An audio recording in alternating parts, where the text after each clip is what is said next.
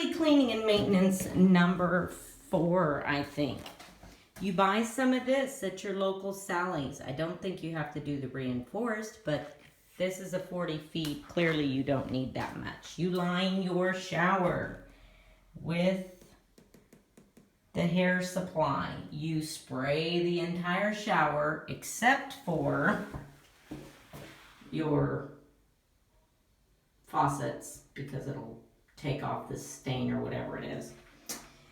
And then if you have one of these kind of shower heads, it sure works easier. Otherwise you're using a cup, and that kind of stinks. And you wait a few minutes and you rinse it down. Very easy to do. Takes the mildew off of the cracks that the housekeeper, I know she's in here weekly scrubbing on her hands and knees, but it just helps her out a little. Do not spray on your faucets. This is what happens. Okay, people?